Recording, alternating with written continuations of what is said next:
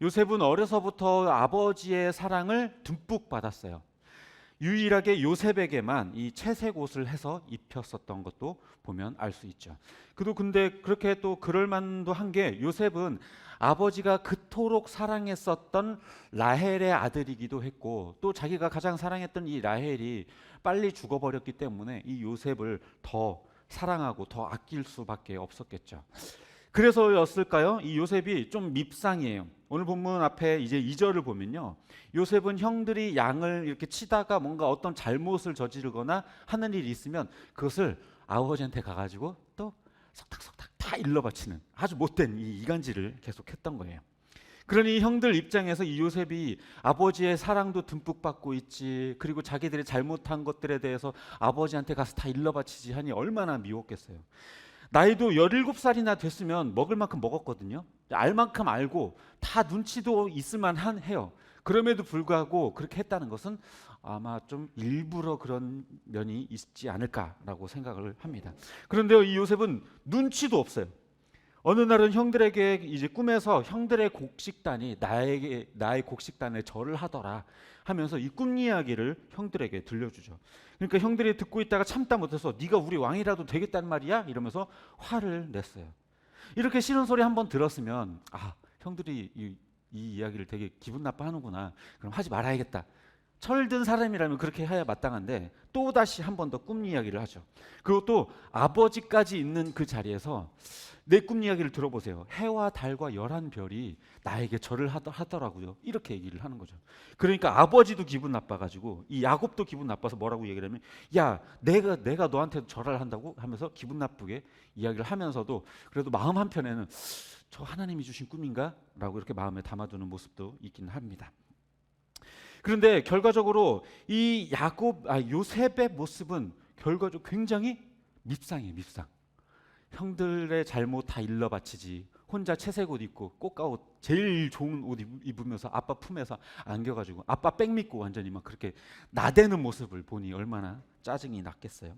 근데 이 이후에 이제 형들이 양떼를 치기 위해서 어디까지 올라가냐면 세겜까지 올라갔어요. 우리가 지난번에 봤던 지도 생각나시죠? 세겜이 어느 정도 위치인지, 그리고 헤브론이 어느 위치인지 기억하시죠? 근데 굉장히 먼 지역까지 그렇게 양들을 치러 떠났습니다. 그러자 이 야곱은 요셉을 불러가지고 형들과 양떼가 잘 있는지 한번 네가 가서 보고 와라. 뭐 말이 보고 오란 얘기지 뭐 잘못하는 거 없나? 염탐하고 와라, 이런 소리겠죠. 그래서 이렇게 헤브론에서 세겜으로 보냈어요. 그래서 요셉이 홀로 그 먼 길을 떠나게 되는데요. 이래저래 어쨌든 요셉이 형들이 있는 곳까지 다 달랐습니다. 근데 저 멀리서 요셉이 오는 것을 한눈에 알아봐요. 어떻게 알아봤을까요?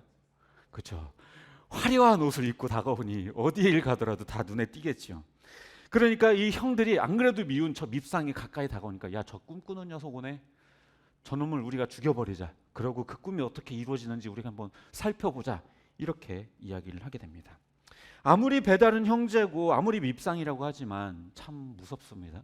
어쨌든 간에 자기 형제인데, 자기 혈육인데 죽여서 구덩이에 던질 계획을 세우죠. 하지만 그래도 이 맏아들 르우벤은 그래도 좀 죽이지는 말자, 구덩이에만 던져놓고 그냥 돌아가자, 이렇게 이야기를 합니다. 그러면서 동생들이 다 돌아가고 나면 요셉을 몰래 건져와서 아버지에게 돌려줄 생각을 이 르우벤은 했던 거죠. 근데 이 르우벤이 자리를 잠깐 비운 사이에요, 유다는 또 무슨 생각을 했냐면 혹시나 죽이면 어떡할까라는 생각을 했던 것 같아요. 그래서 차라리 죽이지 말고 저기 지나가는 상인이 있으니까 상인에게 종으로, 노예로 팔자, 이렇게 이야기를 합니다. 그래서 그렇게 지나가는 상인에게 이 요셉을 팔아버렸어요. 그런데 르우벤이 돌아와 보니까 요셉이 없는 것을 발견하게 되는 거예요. 그래서 이 르우벤이 자기 옷을 찢으면서 슬피 울면서 큰일 났다, 아버지에게 어떻게 우리가 돌아갈 수 있겠냐라고 하면서 이야기를 하지만 이미 늦어버렸죠. 결국에 이 형제들은 이 일을 수습하기 위해서 어떻게 하냐면 요셉에게서 벗겨내었던 그 채색 옷을 갈기갈기 찢은 이후에 염소에 피를 묻혀서 아버지에게 갖다 줍니다. 아버지, 이거 요셉의 옷 아닙니까? 뻔뻔하게 거짓말을 하면서 전혀 모른다는 듯이. 그래서 그 옷을 붙들고 야곱은 막 자신도 죽는 게 낫겠다면 며칠을 그렇게 울음으로 보내게 되었죠. 그렇게 요셉은 이집트의 보디발이라고 하는 사람의 집에 종으로 팔려가고 말았습니다. 여기까지가 오늘 우리가 살펴볼 본문의 내용인데요. 이 요셉 도대체 왜 이렇게 뻔뻔하고 눈치가 없는 걸까요? 왜 이렇게 형들 속을 뒤집으려고 했었을까요?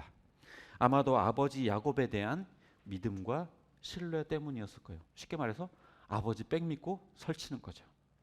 아버지가 자기에게만 채색 옷을 입히고 곁에 두고 감싼다는 걸 본인이 왜 모르겠어요. 그만큼 알고 있으니까 형들에게도 그렇게 했던 거죠. 절제하지 않고 하지 말아야 될 일들로 다 내뱉었던 것입니다. 결국에 그 말 때문에 그렇게 아빠 백 믿고 까불다가 노예로 팔려가게 된 것이죠. 근데 아무리 그래도 그렇지 어떻게 자기 동생을 노예로 팔아버릴 수 있을까? 참 르우벤과 유다가 말리지 않았더라면 아마 진짜로 이 요셉은 형들 손에 죽었을지도 모르겠습니다. 하지만요, 이렇게 노예로 팔려가게 되는 이 일련의 과정들, 그리고 요셉이 어떻게 보면 밉상짓을 하는 것도, 이런 것도 어떻게 보면 다 하나님의 섭리 안에 있었던 일들이에요. 물론 뭐 하나님이 이렇게 막 뭐 대본을 짜줘가지고 이렇게 행동해라 한 건 아니지만 하나님의 섭리 안에서 요셉의 그 행동과 형들의 미움과 그 시기와 악함과 그리고 노예로 팔아버리는 이 사건까지를 다 하나님께서는 그 섭리 안에서 인도하고 계셨던 거예요. 요셉이 꼴보기 싫은 짓을 한 것도, 형들이 요셉을 죽이지 않고 팔아넘기게 된 것도 다 하나님의 섭리 안에 있었던 것입니다.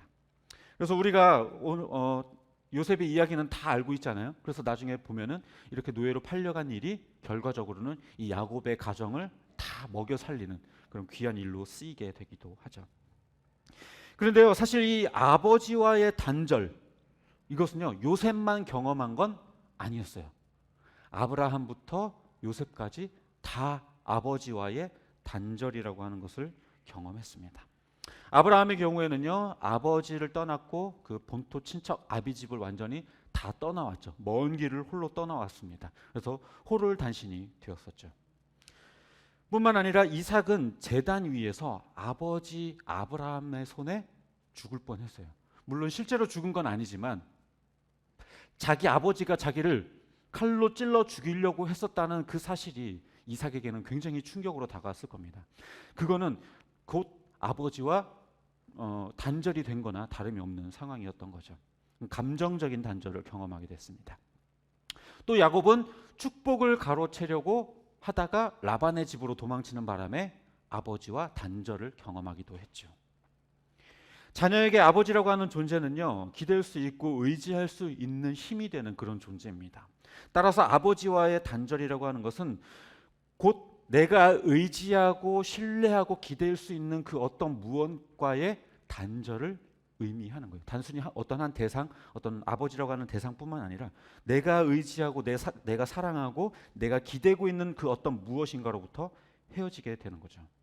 하나님께서 족장들을 이렇게 하신 이유는요, 그들로 하여금 세상에 자기들이 기대고 의지하는 것들이 없게 하시기 위한 거예요. 그렇게 함으로 인해서 오직 하나님만 의지하고 하나님만 바라보게 하기 위해서 그렇게 하신 것이죠. 만약에 그들이 편하게 아버지 품에서 기대어 살면서 결핍을 느끼지 못했다면요, 하나님께 기대지 못했을 거예요.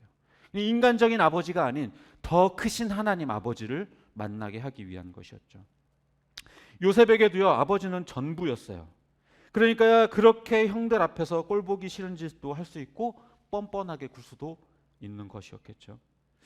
여기서 우리가 적용할 수 있는 건요, 우리 때로 우리가 내가 의지하는 것, 내가 사랑하는 것, 내가 기대고 싶어 하는 것, 그 무엇들이 있을 거예요. 그런데 그걸로부터 단절을 경험하게 될 수 있다라는 사실을 우리는 또 깨달아야 할 것이고, 또 그 단절을 통해서 우리가 하나님을 의지하는 그 과정을 경험할 수 있다는 사실도 깨달아야만 합니다. 또 그것이 우리에게는 오히려 더 큰 복이 될 수도 있는 것이죠. 물론 그렇다고 해서 지금 이 본문에 나오는 것처럼 뭐 자녀를 잃고 부모를 잃는 것이 우리에게 기쁜 일이다, 뭐 그런 얘기를 하는 건 절대로 아닙니다. 우리에게는 참 아픈 일이고 견디기 힘든 일이지만, 다만 그러한 단절을 경험하지 않으면 하나님과 더 가깝게, 하나님 앞에 더 깊은 신앙으로 나아갈 수 없다는 이야기를 하는 거예요. 또 야곱의 입장에서, 그리고 또 오늘 본문을 살펴보게 되면요, 야곱은 정말 자기가 사랑했던 모든 것들을 다 잃었죠. 아버지와 단절을 경험하기도 했고요. 그리고 자기가 가장 사랑했었던 이 라헬을 잃어야만 했고요. 그리고 요셉도 오늘 본문에서 보면 요셉도 잃게 되고, 나중에 우리가 또 알게 되지만 잠깐이긴 하지만 베냐민을 잠시 잃기도 하죠. 자기가 사랑했고 자기가 아꼈던 것들, 자기가 절대로 빼앗길 수 없다라고 여겼었던 모든 것들을 그는 다 빼앗겼어요. 그러니까 그의 삶이 굉장히 험난한 인생이었죠. 그러니까 야곱의 시선으로 이 사건을 바라보면 내가 내 힘과 능력으로 붙들고자 한다고 되는 게 아니라는 걸 우리는 깨닫게 되는 거예요. 잠언에서도 우리가 계속 보고 있지만 사람이 자기의 길을 계획할지라도 그 걸음을 인도하는 분은 하나님이다. 사람이 마음속에 많은 생각들이 있겠지만 결과적으로 하나님의 계획만 이루어진다. 이런 말씀들이 굉장히 많이 나갔었잖아요. 우리는 하나님의 섭리 안에 사는 사람들이지 내 의지와 능력으로 사는 사람들이 아니에요. 되려 내 힘과 능력을 의지하려고 하면 할수록 하나님의 능력에 우리는 부딪힐 수밖에 없습니다. 모래는요, 손에 이렇게 딱 들고 강하게 쥐려고 하면 할수록 손가락 사이로 계속해서 빠져나갈 수밖에 없어요. 내가 사랑하는 것, 내가 좋아하는 것, 내가 기대고 싶어하는 것, 의지하는 것, 그것들을 빼앗기지 않으려고 하는 마음을 가지면 가질수록 어떻게 보면 하나님은 더 빼앗아 가실지도 몰라요.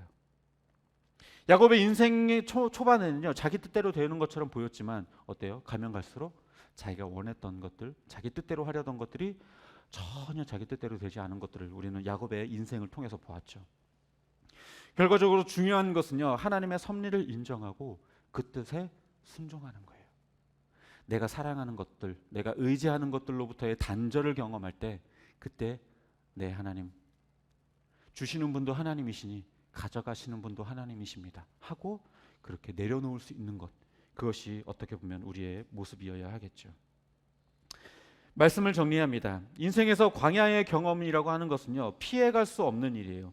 내 힘과 의지대로 살 수 있다라고 믿었던 그 기대가 다 꺾여버리고 내가 의지했던 것들과 단절을 경험하게 되어 결과적으로 하나님 없이는 단 하루도 살 수 없는 그 광야의 경험이 있어야지만 하나님 앞에 더 가까이 나아갈 수 있게 되는 것입니다. 그 광야를 거치지 않고는요, 우리의 신앙은 깊어질 수가 없어요. 쓰라리고 아픈 경험이 우리에게 꼭 나쁜 것만은 아니에요. 우리가 잘 알고 있는 피겨 선수 김연아라고 하는 선수가 있죠. 이 김연아라고 하는 선수는요, 자기가 하는 그 동작을 위해서 턴 연습과 점프 연습 이런 것들을요 1년에 10,000번 이상 했다고 해요. 1년에 10,000번 이상 하고 넘어지는 횟수가 2,000번 이상 되었다고 해요. 그럴 때마다 엉덩이가 시리고 아프고 관절들이 다 아프고 부상을 당하고 굉장한 스트레스를 받고 했었을 거예요. 하지만 그런 여러 번의 부상과 아픔을 겪으면서 그것을 이겨냈기 때문에 김연아 선수는 전 세계가 사랑하는 피겨 왕이 여왕이 될 수 있었던 것이죠. 우리는 내 힘과 의지로 많은 것들을 이뤄내고 있다라고 믿으면 굳이 하나님은 우리에게 일하시지 않아요. 우리는 또 하나님을 의지하지 않아요. 우리가 세상과 단절, 어떻게 보면 내가 사랑하는 것들과 단절을 경험할 때 그렇게 되어야 이것들이 내가 의지할 것이 아니구나. 그리고 내가 바라봐야 할 분이 하나님이구나. 나를 온전히 인도하시고 보호하시는 분은 오직 하나님 한 분뿐이구나라는 것을 우리는 경험하게 되고 또 하나님을 찾게 될 것입니다. 여러 번의 그 고난과 역경 속에서 특히 사랑하고 의지하던 것들로부터의 단절을 통해 진짜 의지해야 할 대상이 누구인지 찾아가게 되는 겁니다. 우리가 이제까지 계속해서 봐오고 있는 족장들의 삶을 통해서도 그걸 알 수 있어요. 가장 사랑하는 어떤 무언가로부터 단절을 경험하면서 깊어지는 그들의 신앙, 뭔가 수많은 고난과 역경 속에서 더 깊어지는 그들의 신앙. 우리들의 신앙이라고 하는 것도 어떻게 보면 자꾸 부딪히고 넘어져 보는 것. 우리가 스케이트를 타든 뭐 자전거를 타든 자꾸 넘어져 봐야 일어설 줄 알고 잘 타게 되는 것처럼 우리가 신앙에 있어서 여러 고비들을 넘기고 그 순간순간들마다 울면서 넘어지고 아파하고 슬퍼해 봐야 그 다음에 일어설 수 있고 그 다음에 하나님을 바라볼 수 있어요. 계속해서 땅만 바라보면 하늘을 바라볼 수 없습니다. 우리가 의지하던 것들로부터 단절됨을 경험할 때 굉장히 슬프고 힘들고 아프겠지만 그것이 결코 저주가 아니라는 것 이해하시길 바라겠고, 도리어 그것이 우리가 하나님의 큰 그림을 보게 되는 기회가 된다라는 것, 하나님의 크심을 보는 기회가 된다는 것을 우리가 알아야 할 것입니다. 바라기는 이 단절을 그저 아픔과 고통으로만 여기지 않고 그 안에서 우리가 의지해야 할 분이 누구인가를 깨닫는 저와 여러분이 되시기를 주님의 이름으로 축복합니다.